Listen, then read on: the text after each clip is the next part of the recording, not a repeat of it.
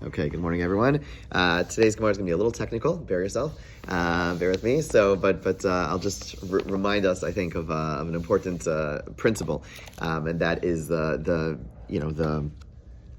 when it comes to halacha, there is this notion that the details do matter. The details do matter. It's not just halacha. The example I always think of is a person, tries to send me an email and they send it to yisraelmotzen@gmail.com and they forget that little dot. It's never going to get there. It's never going to get there. And it's just a dot. It's just so insignificant. Who cares? The answer is, we all care. It makes a big difference. It makes a big difference if you miss that little dot. So today we're going to be focused on a very, very subtle distinction about whether or not a wall that has equal, right? We started this discussion yesterday. We're just going to continue it and really wrap it up today. Hopefully, wrap it up today. And that is discussion about whether, when you have a wall and you have open space and wall and open space, and if the gaps are equal to the wall, is that invalid, or does it have to be a little bit larger than the wall in order to be invalid? That's the question on the table, and that's what we're going to be focusing on.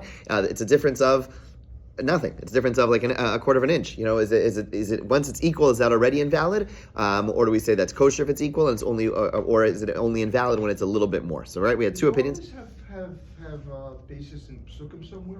So this right. So this again, this is a discussion that is going to. If we remember yesterday, we saw that it was machlokas about what was the halach l'Moshe Sinai, which by definition means it wasn't written. But this is a biblical. So interesting, as opposed to a lot of what we've been discussing, which is rabbinic and more about assessments. To your point, meaning some of the assessments you could hear, you understand that's much more of a fundamental debate. Like, is the function of a korah there to create a virtual wall, or is it to create a reminder? That's a a more of a conceptual debate. Over here, it's so subtle, it's so small, but the point is there's a tradition. One of the traditions is correct, one of the traditions is incorrect. We had the opinion of Rav Papa, just my mnemonic to remind myself of the opinion. Rav Papa is the one who holds that if it's equal, it's kosher. If you have one gap and one solid, it's equal, that's kosher. So his name is Papa, Pei. So you have the two and they're the same, and it's kosher, it's good, right? So Pei, it's good, it's the same. And then you have Rav Huna, Breder, Rav Yeshua, I believe, who says that no, once it's equal, it's invalid. Okay, so those are the two opinions. We're going to try to, bring a proof to see which one is the one that we should rule like. Okay, so 16a1,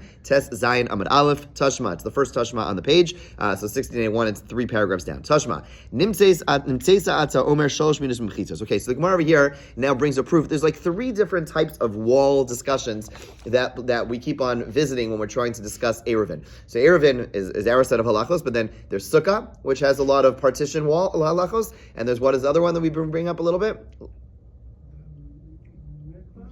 Well, so mikvah we brought up for a different reason, but more for kilayim, for the separation between one place where you're growing grapes and one place where you're growing other species, and they have to be separated. So there's also this notion of you have a wall between them, and then you're allowed to plant on either side. So the question over here, the Gemara is going to quote a little bit of long, involved Mishnah about Mishnah or a Brisa, which discusses the different types of partitions that will separate between one species and another, allowing you to plant side by side with the wall in between. Okay. That's what we got to before in time. Right, exactly. So says the Mishnah, says the Brisa, Tashma, Nimtzeisa atzal omer shalosh minus mechitzos. There are 3 different categories when it comes to partitions between different species. What are they? Kolshu pachos mishlosha. Let's say you have solid sections that are less than 3 tvachim wide. Tzarich shelo yehe ben zel zeh shlosha. If they are less than 3, then you can't have a gap of 3 between them. Okay, so less than 3, you can't have a gap of 3 in between them. Okay, why? Kadei shelo yizdaker hagdi bavas rosh, so that a animal, a kid, cannot leap headlong through the partition. Okay,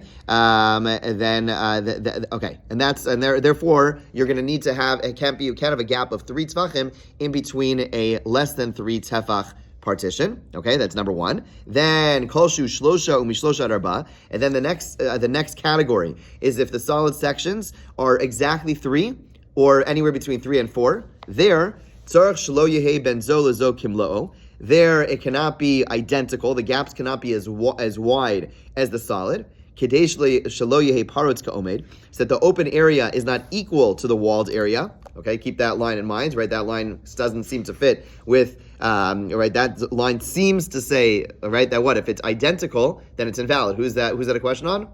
If it's identical, it's invalid? Rav Papa, because Rav Papa says identical pei is valid, right? Okay, I'll come back to that. And then it says, if the open area is more than the walled area, Okay, so okay, fine. Then af keneged omed asar. Then anything opposite the walled area is going to be you can't plant anything. Then you can't plant even opposite the walled segments if there's more open than closed. Okay, that's category 2. Then it says kolshu arba ume arba ad eser amos. Anytime you have a solid section of between 4 tfachim and 10 tfachim, tzarach shelo yehe ben zo lezokim lo. Again, they can't have. Identical. If it's identical, it's invalid. And then it says shelo yeh paretz ka'omed, so that the open area is not equal to the walled area. Again, seemingly like a question of Papa. V'im haya paretz ka'omed, and then it says if the open area is equal to the walled area, okay, keneged omed mutter. Opposite the walled area, it is permitted. Keneged paretz aser, but opposite the gaps, you can't plant. Okay, right? So meaning if you have partitions, right? If you have, right, we're talking a case where you have. Just to be clear, in case it's not so clear, you're telling a case where you have. Why do magnets tag this? Okay, fine. Basically, you have like you have like these walls, right? And you have like wall, and then you have gap, and then you have wall, and you have gap, and you have on this side you want to plant whatever one type of species. Okay, this is not like dimensional, and then you have right. This is species X, and then this over here you want to plant your grapes, right? Okay, on this other side of this wall, right? Do you understand? Even though the dimensions are off, the depth is off over here. No, yeah, you with me? Okay, so now basically we're talking again. So the question is, if you have this is so then we have the different things. There's 3 categories. There's less than 3, right? There's less than 3. There's 3 to 4, and then there's 4 to 10, and each one had different halachos about how wide the gaps are allowed to be. That was the basic just outline in terms of what we just discussed. So says the Gemara. We're still not finished. If the walled area is more than the open area, af keneged aparetz mutter, right? Then if the walled portion is more than the open area, then we see the whole thing is closed off. You'd be allowed to plant opposite the gaps. Nifritza b'yoser mi'eser aser. If there's a gap more than 10 amos, then you're not allowed to plant there at all between these 2 species, okay? Hayasham kanim hadokranim. If there were tapered poles, okay, so basically you have like sharp poles like stuck into the ground. Va'osalahen pleya melmala, and you make a crossbar above, okay, which is your classic. What is this? What does this look like? You have a thing over here, and then you put a thing over here. What? Not a korah. This is but 2 lechis and a korah, but together is called a Shiras HaPesach. That is your best way. That's a doorway. A doorway is like your best way of making a thing, a blockage. So there, fila b'yoser me'aser mutter. Even if it's more than 10 amos, then you're permitted to plant opposite. If you have one on one side, even though this case, the top case, there's no walls there. But nonetheless, because it's a doorway, that is enough of a gap and enough of a partition between them, and therefore you plant on one side yes, one side no, even if it's more than 10 amos. Okay, that is the discussion about kilayim. Says the Gemara on 16:8-2. Ktani mias reisha. Nonetheless, in the first clause, it said mishlosha v'arba. If there is a section, a solid section between 3 and 4 tfachim, it says that uvelvad shleya bein zeh lezeh kimlo. As long as it's kosher, as long as there is not an equivalent amount in between, right? It says if there's equivalent amount in between, it is invalid, right? That is a question on whom? On Rav Papa, right? So you have to Rav Papa. Because the Brisa says, if there's 3 to 4, and there's something equal empty space, it's invalid. That's a question of Rav Papa. Rav Papa says the same answer he's been saying until now. My Melo, what does it mean that it's as wide as the walled section itself? Nechnas v'yotze. It means it's a little bit wider. In other words, because all these types of scenarios are talking about a case where you could have something which is almost like equivalent going through the empty space. Now, for something to easily go through the empty space, you need to be a little bit wider. And therefore, Papa says, don't ask me a question. It doesn't mean literally it's equal, and that's what's invalid. It means it's, there's a solid, and then it's invalid when there's a little bit more open. That's when it's invalid. But if it's identical, he'd say this Brisa doesn't say it's invalid. Hachinam mistabra. Now the Gemara kind of changes direction. It says it's actually very reasonable to say like Rav Papa. Why? Bless you. Because the Brisa then said if the open area is larger than the walled area, af keneged ha'omed aser, then it's invalid even opposite the wall segment. Right? Another line in the Brisa said that if it's equal, if the open area is larger, then the thing is going to be aser. The implication is that if it's equal, right? Haka omed mutter. But if it's equal, then it's permitted. Shma mina. So it does actually sound like Rav Papa in this brisa. So now the Gemara is going to point out, Lema tehavet yufta Rav Huna braid Rav Yeshua. Okay, so now you've just pointed out that line of the brisa is fits according to Rav Papa, and doesn't fit like Rav Huna, the son of Rav Yeshua, Amar Lach, Rav Huna, the son of Rav Yeshua, would respond, L'tamech, according to your question, Ema Seifa. But look at another line in the Brisa. At the end it says, Amaya Omein Meruba ala Parutz, if the walled portion is larger than the open area, Af Keneged Aparutz Mutter. If the walled portion is larger than the open area, then opposite the open area, it's going to be permitted. Hakiparutz, the implication is if it's identical, asr, then it's not going to be allowed, right? So what you end up having over here, as the Gemara says, Seifa Kashlar Papa, Reisha Kashlar Huna Breder of Yeshua.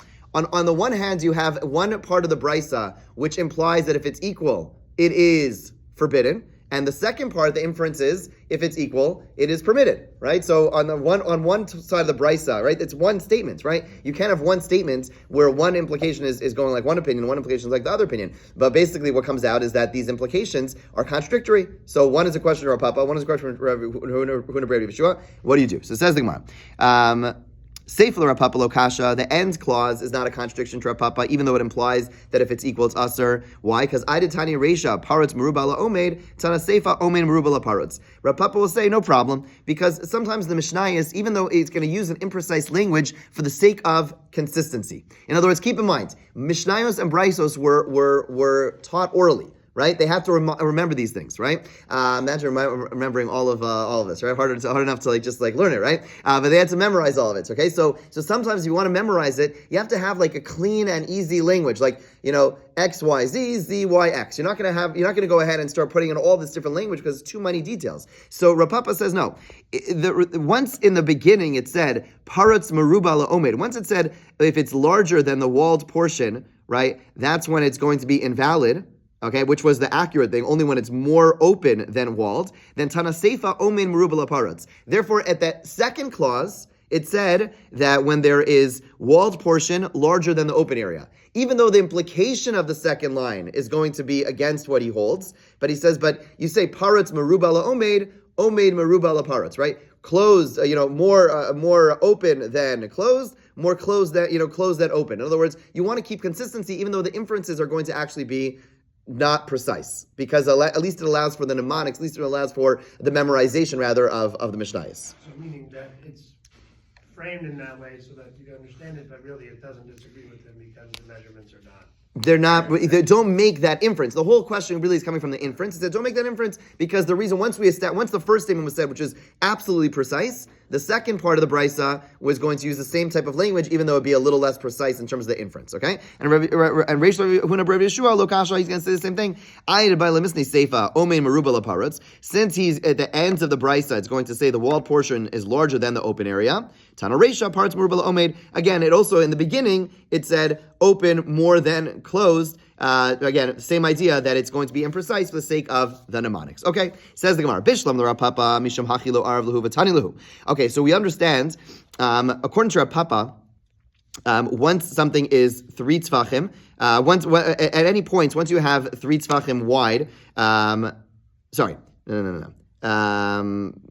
right, according to Rav Papa, if it's equal, then it's going to be kosher. And so if you remember, the Brisa had 3 different categories. It had less than 3, 3 to 4, then 4 to 10. So the Gemara says, Bishlam Rav Papa, Mishum Hachilo Arav Lahu V'Tani Lahu. According to Rav Papa, the reason that there's 3 categories is because really there's going to be a difference. When it's up to 3, when it's just up to 3, it's different than 3 to 4, because if it's up to 3 and it's equivalent to that level, then it's going to be kosher. Because if it's equal, it's kosher. But according to Rav Huna Breder of Yeshua, right, really there should be no difference between up to 3 and 3 to 4, because in both cases, if it's going to be equal, then it's going to be invalid. Whereas according to Rav Papa, in the case of less than 3, if it's equal, it's going to be kosher. It's only when you get to 3 to 4 that if it's equal, it's going to be invalid, because it's going to be more than lavud, and you're going to run into those issues. But again, according to Rav Papa, we understand why there's 3 categories listed in the brisa. That's what the Gemara is asking. Mishlam Rav Papa, mishum hachilo arav lahu v'tani lahu. That's why it separates the cases. Ela Rav Huna Breder of Yeshua, l'Ravina v'lisninu. Why doesn't it all teach it all as one thing? Kol shu pachus m'shlosha v'shlosha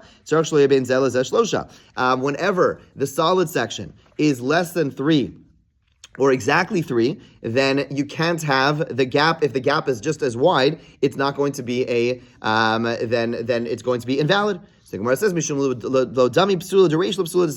because it's true, although the halacha is the same. Can we clarify this part? Yeah. Why should it be Because Why would it be fewer than 3 sections for him? Because according to Rav Huna Bar Yeshua, as long as there is, whatever the size is, Right, as long as there's a gap of 3, it's a problem. as long as there's a gap of 3, there's a problem, right? Whereas according to Rav Papa, when you have a gap of 3, it can still be kosher. It can still be. So we're saying that there should be the up to 3 and then the 3 to 10. It doesn't have to be the 3 to 4 section. No, it could be the less than 3 to 4 is one section. Well, those would be together. Those would be together, because it would be the same halacha for both of them. Okay, fine. Right?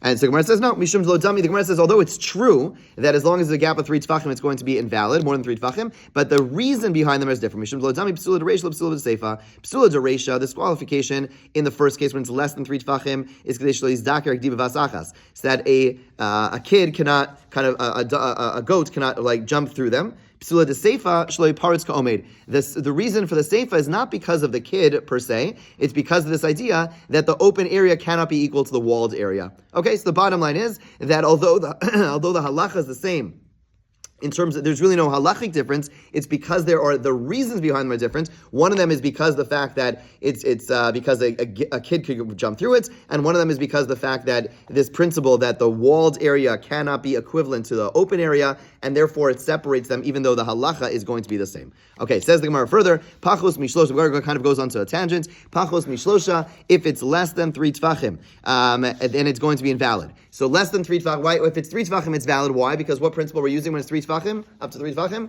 Lavud. Lavud says basically when something is within 3 tefachim, then we see it as attached. So says the Gemara, money, who is this opinion that says that lavud is 3 tefachim? Rabbanan he, it is the rabbis. Da'amri pachos mishlosha amrina lavud. Anytime it's less than 3 tefachim, we say the principle of lavud. Shlosha lo amrina lavud. But if it's more than 3, we do not say the principle of lavud.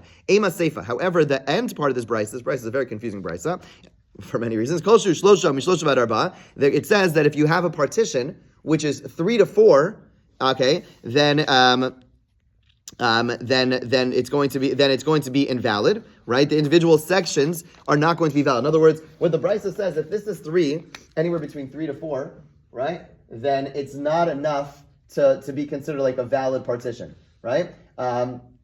But if it's 4, this is not going to be a valid partition, and it's going to be ignored if there's open gaps on the sides. But if it's 4, if this is 4, then it's going to be a good partition. It's going to be a good partition. Now, where does the idea of having 4 tefachim being a good partition? The assumption the Gemara is making is that 4 tefachim is going to be a good partition because 4 is going to be a substantial amount of space. Right? 4 is a substantial amount of space. And the Gemara assumes that what is a substantial amount of space in solid is going to be a substantial amount of space in gap, right? That the two are going to go hand in hand. So the Gemara is like this. The Seifa is Aslan Rav Shem Gamliel. Goes like Rav Shem Gamliel. Why? The Amar Pachos me Arba Lavud, who said that less than 4 tefachim, you would still say lavud, up to 4 tefachim. Di Rabbanan, according to Rabbanan, mishlosha vad arba, because once you have 3 to 4 of solid, shlosha varba chadhu. According to the Rabbanan, 3 and 4 are really the same. There's no difference. Meaning, according to the Rabbanan, there should be no difference between, in a case, once you have 3 tefachim, then there's really no difference between 3 and 4. So the Gemara says no. Amar Abaya mid Reisha Rabbanan, Seifa Nam Rabbanan.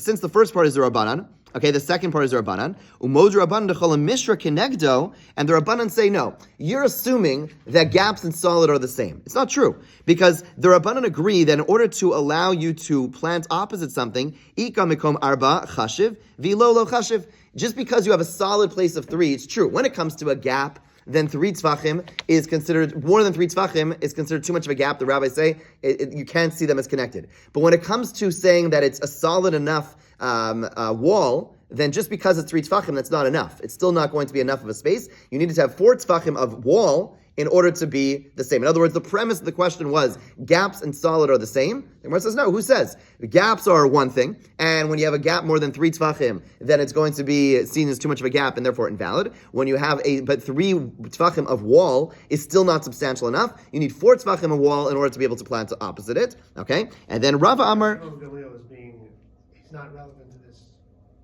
The Gemara is now saying that it's not relevant to Rosh Gamliel, exactly. And then Rav Amar 16b1, we're on the last column, last paragraph on column 1. Rav Amar, different answer. We just say from Rosh Gamliel, since the last part is Rosh Gamliel, Reish and Amar Rosh Gamliel, and this is the way he understands it. V'chein Amar Rosh Gamliel, Amrina Lavud, V'chi Amar Rosh Gamliel, Amrina Lavud, Hanimi Lamala. When does Rosh Gamliel say that we hold of Lavud of 4 tefachim? That's above. that's when you have, like, remember, when did Rav Shimon Gamliel say his case? We said his case when we had a, imagine you had a Korah, you had what was the case? We had like, we had like over here where you had, let's say, like walls of a mavoi, and he wanted to put a Korah, and the Korah was 4 tfachim away, let's say 4 tfachim away. So this is above. Right? Meaning he says lavud that you go up to 4 tfachim, that's when it's something above. Okay? However, avalamata, but when the gaps are below, when they're like on the ground, then since animals could easily pass through. The point is that since it's something which could easily be breached because it's closer to the ground, there he would not say lavud of 4. Right? So in other words, when Rav Shimon Gamliel and the 4 tfachim lavud is only in cases where it's above ground, where it's something which is, which is more visual, as opposed to when something is closer to the ground. I shouldn't say it's more visual. The point is when it's something closer to the ground, since animals could easily break through it, we don't see lavud applying over there. And therefore, Rav Shimon Gamliel would agree. Another way of answering is there's no contradiction. Really, the whole thing is Rav Shimon Gamliel. And the reason that he holds that 3 is significant over here is because the fact that we're talking about something which is close to the ground, and therefore he would necessitate 3 tfachim. Okay, says the Gemara. Now we're back to our question of Rav Papa or Rav Huna B'rei Yeshua. Again, Rav Papa says equal, pay, equal is okay. Rav Huna B'rei Yeshua says equal is not okay. Tashma, we bring a final proof. Defanos halal shurubim b'sachim v'chalonos mutter. An enclosure that is made up of walls that are mostly entrances and windows is permitted. Okay, says the Gemara. The Brisa continues. Uvachlo sheyehe omen merubal aparutz. As long as the walled segments are more than the gaps. Okay, ask the Gemara. Right, so on the one hand it says that the walled segments have to be more than the gaps, and the first part said that it's mostly entrances and windows. There's a contradiction within the Brisa. We saw this Brisa earlier, right? On the one hand it's saying that you have more closed than open, right? And then it also says that most of the entire section is doors and windows. Okay, which one is it? So when it says Sheruban Tzolka Daitach, doesn't mean mostly. Ella, rather what it means Sheruba B'hem Psachim V'chalonos Mutter. It means that you have many entrances and windows, but still Uvad Shehei Omen Meruba Laparutz. But as long as still that the wall segments are going to be more than the gaps. Okay, that's the end of the Brisa. So the Brisa is basically saying you can have an enclosure which has many windows and many doors. Okay, as long as the open section is the closed section is more than the open section. What's the implication? The hakiparutz aser. If it's equivalent, if it's open and closed, which are equivalent, it is going to be forbidden. Who's the question on? To Yufta Rav Papa. There's a question on Rav Papa. To Yufta, it is a refutation. And then the Gemara says, shockingly, v'hilchasa kavas Rav Papa. Despite the fact that we just refuted him from this Brisa, it says, and the halacha is like him. Ask the Gemara, what's going on? To Yufta v'hilchasa, if you refute someone, you can't then turn around and say, we pass him like him, we rule like him. So Gemara says, yeah, you're right. Yes, it's okay. Why? It's true. This Bryce is a question on Rav Papa. However, there is a Mishnah, our Mishnah, which goes like Rav Papa. It's not as taught in the Mishnah. Lo yepratzos yeseros lebinyan, that the open sections can't be more than the solid sections. Implication, hakabinyan mutter. But if it's equivalent, it would be permitted, which is like Rav Papa. So the bottom line is the Gemara concludes, and we're done with this discussion. A very, very fine discussion. Why did they have this whole debate if the Mishnah already agreed with it? It's a good question. I mean, this is a classic, and we want to go through all the goal is to really reconcile all the possible sources and see how so ideally, in an ideal world, we want to have everything reconciled together. What this Gemara ultimately is concluding is saying, we can't reconcile everything together. We're forced to say, it's machlokas tanaim, that although Rav Papa and Rav Huna B'rei Yeshua, who are Amoraim, a later generation, are arguing, really it's machlokas in the Mishnah itself, and that, but if we wouldn't have gone through the whole thing, we might know the bottom line halacha, but we wouldn't be able to reconcile all these and realize that there's machlokas tanaim. Okay, have a great day.